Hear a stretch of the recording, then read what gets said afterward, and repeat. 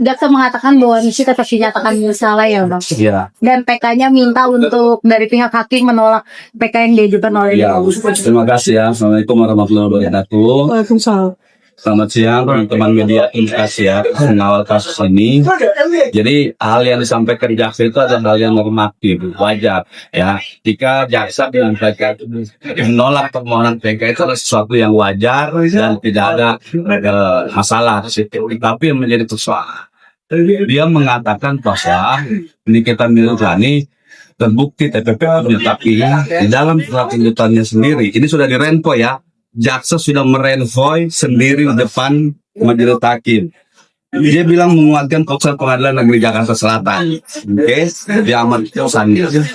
Artinya dia sendiri tidak mengakui, tidak membenarkan bahwa TPP itu ada, gitu. Tapi kemudian dipaksakan, ya, karena dia bilang sini menguatkan Pengadilan Negeri Jakarta Selatan.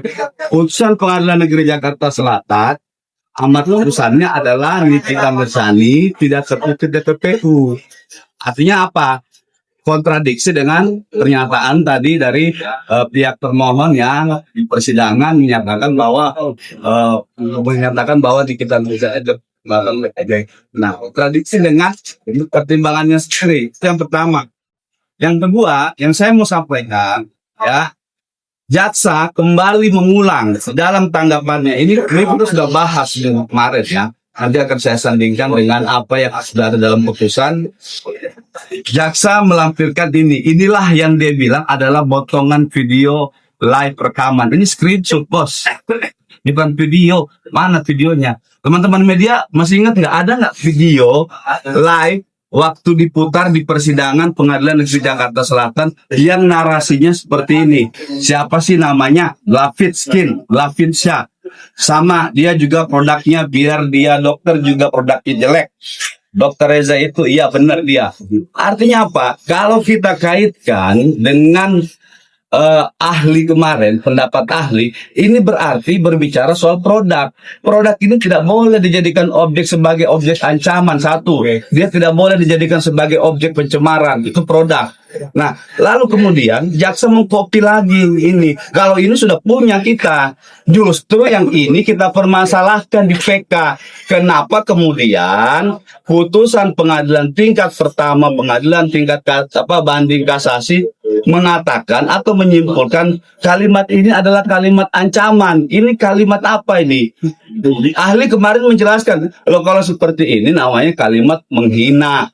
Produknya yang dihina, bukan orangnya. Kalau produk dihina, tidak boleh orang dipenjara karena menghina produk. Ini penilaian. Karena dia bilang produknya jelek. Penilaian terhadap produk tidak boleh dipidana. Itulah yang kami sampaikan di permohonan PK. Makanya kami bilang, putusan PN, PT sampai kasasi itu hilaf, salah, keliru. Putusan hakim mengatakan bahwa Nikita bersalah. Itu yang pertama. Yang kedua. Yang ketiga, ya, saya mau sampai ini kita bicara putusan ya, bukan berbicara soal asumsi lagi, karena PK itu harus menguji putusan. Jaksa tidak menguji putusan. Kalau dia bilang kami tidak beralasan, sandingkan dong. Mana putusan yang kalian bilang itu sudah tepat dan sudah benar, yang mana? Nah, kami sandingkan putusan yang tidak tepat itu. Sekarang saya mau ke putusan kasasi, ya. Putusan kasasi ini berkaitan nanti dengan itu. Kasasi bilang bahwa berdasarkan keterangan para saksi, terdakwa dan bukti surat yang dihadirkan dalam persidangan, diperoleh fakta hukum sebagai berikut. Nih, bahwa saksi Reza Gladys pernah menerima video, potongan video live TikTok dari manajernya, yaitu saksi Novitasari, berisikan potongan video. Ini potongan video diulang-ulang loh. Bukan sekali dua kali loh. Nah, yang isinya narasinya menjelek-jelekan fisik dari Reza Gladys. Kalimat narasi menjelek-jelekan itu tidak bisa dinilai dengan pasal 27B. Pasal yang mana yang lebih tepat? Kalau keterangan ahli kemarin, kalau ini kasus mau dipaksakan, terapkanlah pasal 27A atau penghinaan ringan. Gitu loh. Ini kalau mau dipaksakan soal kasus ini. Kemudian bahwa saksi Reza Gladys melihat terdakwa melakukan live di akun TikToknya @dikuhuruhara dengan tetap mengatakan saksi Reza Gladys sebagai dokter abal-abal, dokter penipu, dan mengajak masyarakat tidak membeli produknya. Ini juga bukan sebuah kalimat mengancam, bukan kalimat ancaman yang sifatnya itu memaksa orang. Di kita itu tidak pernah. Kalau ini yang dinilai oleh hakim kasasi sebagai bentuk ancaman, inilah kehilafan dari hakim itu sendiri. Tuh. Nah, kemudian apa? Ini di putusan PT. Nih, kalau berbicara sesuai data lah, ya. Dan kalau data nggak ada, gaya jaksa tadi bilang ini tidak jelas, tidak tidak. Nih, ini berkali-kali setelah ada review, ini putusan pengadilan tinggi DKI Jakarta. Setelah ada review dari Dokter Samira, kemudian terdakwa memberikan pendapat atau opini dan menilai produk kecantikan dari saksi Reza Gladys dengan kalimat, nih, tapi gua tahu mereka itu jualan skin kan nggak ada fungsinya dan seterusnya. Masa lu mau dibohongin? Ini kan soal penilaian produk. Berkali-kali saya sampaikan kalau penilaian produk itu, ahli pun mengatakan produk itu tidak boleh diuji sebagai objek yang harus menjadi sebuah tindak pidana di sini. Nah, terdakwa juga menilai tampilan fisik saksi Reza Gladys dengan mengatakan dia tidak pakai produk kecantikannya. Itu mukanya dempulan, tebal, dan kulit mukanya, badannya tidak seperti yang kalian di TikTok. Ini kan semua narasi menjelek-jelekan. Sekarang saya mau tanya teman-teman media, ada nggak narasi ancaman yang dipertimbangkan dalam putusan ini? Inilah yang dipertimbangkan bahwa ini menjelek-jelekan, lalu dipaksa lah dengan pasal 27B ayat 2 Undang-Undang ITE yang narasinya adalah sebagai narasi menjelek-jelekan. Padahal di 27B itu bukan narasi menjelek-jelekan. Itu yang berapa tadi? Keempat. Nah, yang terakhir ini soal putusan juga yang satu KPNTN. Nah, dibilang sama ekspertan ini di halaman ini. Ada putusan mengatakan bahwa begini, pemberian uang itu, ini hakim loh yang nilai ya, pemberian uang itu dikarenakan saksi Reza Gladys meminta jasa terdakwa, yaitu pertama, saksi Reza Gladys meminta agar direview yang baik-baik mengenai produknya. Ini loh permintaan dari saksi Reza Gladys kepada Nikita Mirzani melalui Ismail Marzuki. Ini ada dalam putusan. Nih, dalam putusan, nih, saya bacain ya. Ini putusan PN menimbang bahwa berdasarkan keterangan saksi, keterangan terdakwa, serta dihubungkan dengan barang bukti yang dihadirkan di persidangan yang satu sama lain juga sesuaian, maka diperoleh fakta hukum sebagai berikut.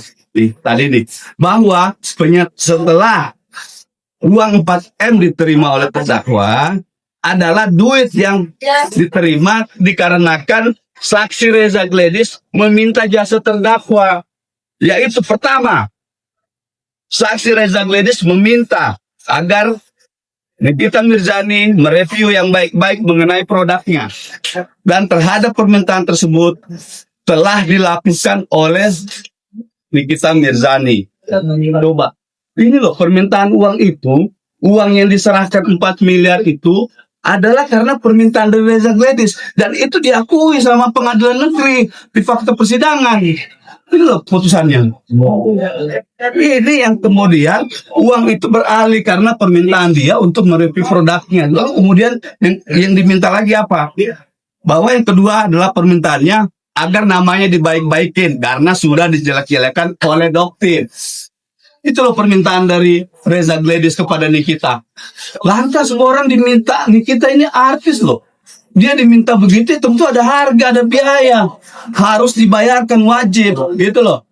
Ya kan? Nah, karena permintaan ini sudah dipenuhi, wajar kalau uang itu beralih, berpindah. Tapi kemudian dengan uang itu orang dipidana. Sudahlah pemidanaannya salah, pasalnya salah, faktanya salah. Ini juga dikatakan penyerahan uang itu katanya bukan sebagai penerimaan secara resmi atau penerimaan tidak secara melawan hukum. Nah, inilah yang kami sampaikan kepada Hakim PK. Yang mulia, ini bentuk kehilafan dari hakim. Hakim sudah menerapkan pasal yang salah, menerapkan undang-undang yang salah, menilai fakta dengan pasal yang salah, gitu. Enggak sih. Bang, ini kan banyak, berarti kalau adanya pasal yang salah yang diterapkan kan berarti sangat-sangat merugikan ya Bang. Apalagi Sangat. ketika ada TPPU-nya juga. Ini Gini, mungkin nanti akan ada keanggahan lagi Bang, atau di apa di sidang selanjutnya tuh.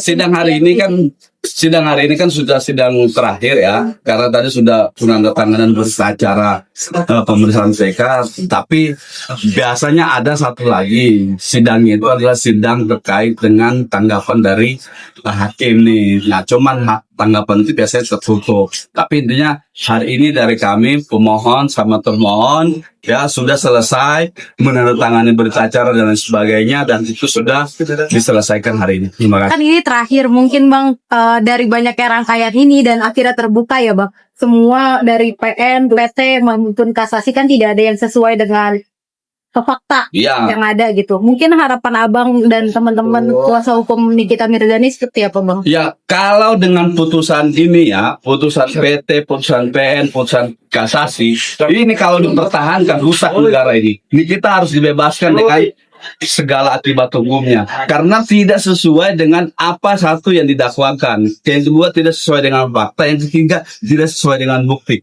Bukti di persidangan terkait dengan screenshot. Tapi di putusan dipertimbangkan seolah-olah ada potongan video live. Ya, saya katakan tadi, teman-teman media mengikuti proses persidangan ini sejak awal, pernah nggak melihat video yang narasinya menjelek-jelekan ditampilkan di persidangan tingkat pertama? Ada nggak? Itu sama sekali tidak ada. Begitupun di tingkat banding tidak ada. Tapi kemudian itu dipertahankan sampai di tingkat kasasi yang katanya ada video potongan live. Nah, ahli mengatakan kalau orang dilakukan penuntutan atau didakwa dengan hal demikian, maka wajib harus disita dong akun TikToknya untuk melihat secara utuh video yang ada di dalam akun tersebut. Apakah benar narasinya mengancam? Apakah benar narasinya memaksa untuk mendapatkan uang? Apakah dalam video itu ada ancaman untuk membuka rahasia? Nah, itu harus dilihat di dalam persidangan. Tapi sampai hari ini, kebetulan saya mendampingi dari tingkat pertama sama Bang Gali, pernah melihat itu. Itu sih. Bang, ini kan tadi sudah dijawab oleh JPU ya Bang, dan dia merasa bahwa putusan yang mereka ambil dari awal sampai akhir tidak ada, maksudnya sesuai prosedur ini Bang. Menurut Abang melihat tanggapan dari kurang pengkajian mereka, lagi fokus dengan pimpinannya mungkin ya, lagi fokus itu jadi kurang pengkajian. Makanya saya bilang tadi, kalau mau bicara bahwa putusan PN PT kasasi menurut versi dari termohon itu adalah benar, tampilkan, tunjukkan kepada kami di mana kebenarannya. Karena kami di persidangan ini sudah menampilkan, yang mulia ini loh letak kesalahan hakim, letak kehilafan hakim di sini. Putusannya halaman sekian, pertimbangan begini, tapi amat putusan begini. Contoh terakhir, mantu dan kasasi.